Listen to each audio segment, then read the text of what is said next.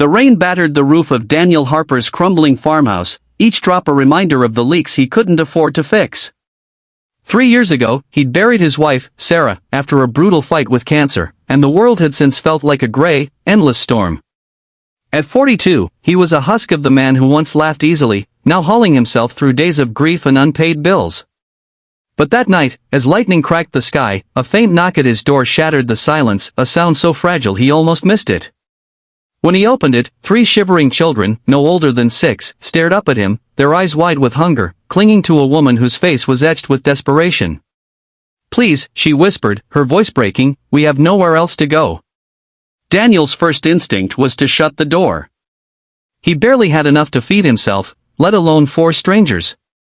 His savings were gone, eaten up by medical debts, and the farm hadn't turned a profit in years. But those kids, their bony shoulders, their soaked clothes, reminded him of the daughter he and Sarah never had. Against every practical thought screaming in his head, he stepped aside and let them in. The woman, who introduced herself as Lila, carried a tattered backpack and a story she didn't fully share. The triplets Ella, Milo, and Sophie huddled together on his worn couch, their tiny hands clutching each other like lifelines. Daniel scrounged up the last of his canned soup and bread, watching as they ate like they hadn't seen food in days. Lila barely touched her portion, her eyes darting nervously, as if expecting him to demand something in return. The first challenge came quickly: space. Daniel's farmhouse was a 2-bedroom relic, cluttered with memories of Sarah, her knitting basket still by the armchair, her favorite mug on the counter.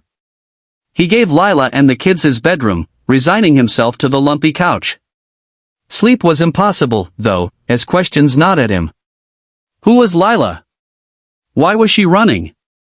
Her vague answers about an ex and a bad situation only deepened his unease. The next morning, he found her scrubbing dishes with a ferocity that suggested she was trying to erase more than just grime. "You don't owe me anything," he told her, but she shook her head. "I pay my way," she said, her voice firm despite the exhaustion in her eyes. Money was the second hurdle, and it hit harder. Feeding 4 extra mouths strained Daniel's already stretched budget. The triplets were ravenous, their small bodies seeming to need more than he could provide. He started skipping meals himself, claiming he wasn't hungry, but Lila noticed. One evening, she caught him dizzy from hunger in the kitchen and slid a plate of potatoes in front of him. "You're no good to them if you collapse," she said, her tone sharp but kind. It was the first time he saw her strength, a quiet steel beneath her fear.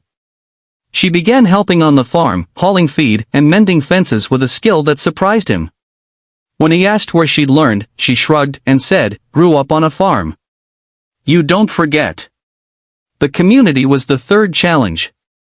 In the small town of Willow Creek, gossip spread faster than wildfire. Neighbors whispered about the strange woman and her kids living with Daniel, some assuming the worst. At the general store, Mrs. Carver, the town's self-appointed moral arbiter, cornered him. "You're a widower, Daniel. People talk. This ain't proper." He wanted to snap back, but the truth was, he cared what they thought. Sarah's memory was sacred, and the idea of tarnishing it stung. Lila overheard and offered to leave, but Daniel stopped her. "You're not going anywhere," he said, surprising himself with his conviction.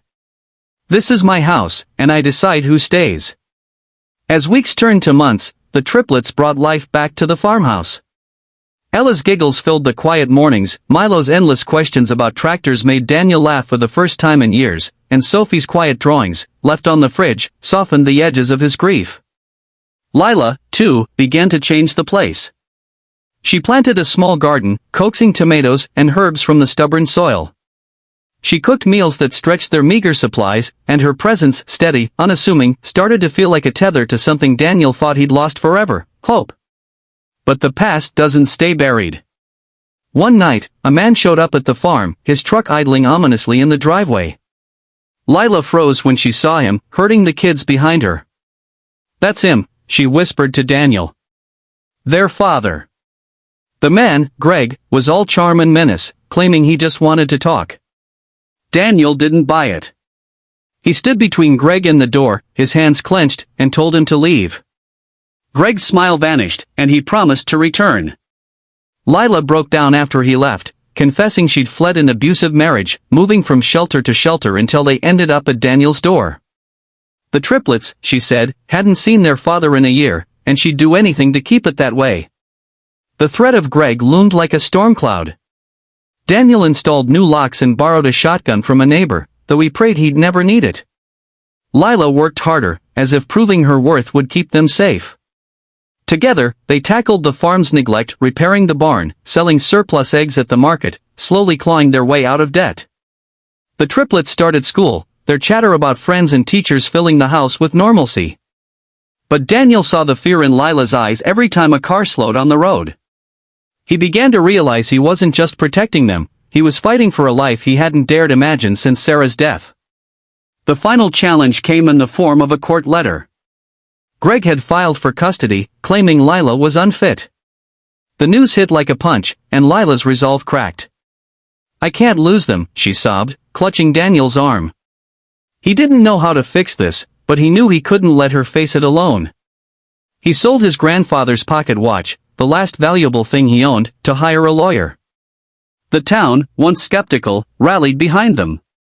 Mrs. Carver organized a fundraiser at the church, and neighbors showed up with casseroles and kind words. In court, Lila's testimony, raw, honest, painted a vivid picture of Greg's cruelty. The judge ruled in her favor, granting a restraining order and full custody. When they returned home, the triplets ran to Daniel, wrapping their arms around him in a chaotic, tearful hug. By the following spring, the farmhouse was transformed. The roof was patched, the garden bloomed, and laughter echoed through the rooms. Daniel and Lila never planned to fall in love, but it happened quietly, over shared coffee at dawn, over watching the kids chase fireflies, over the way she'd rest her hand on his when words weren't enough. They weren't replacing the past, they were building something new. One evening, as they sat on the porch, Ella climbed into Daniel's lap and called him Dad. His throat tightened, but he didn't correct her. Lila smiled, tears in her eyes, and squeezed his hand. The story of Daniel and Lila isn't just about survival, it's about choosing to open your heart when it's been broken, about finding family in the unlikeliest places. Life didn't hand them a fairy tale, but they carved out something better, a home, messy and real, where love grew stronger than fear. For anyone watching, let their story remind you, sometimes, the hardest choices, the ones that scare you most, lead to a life you never dared dream of.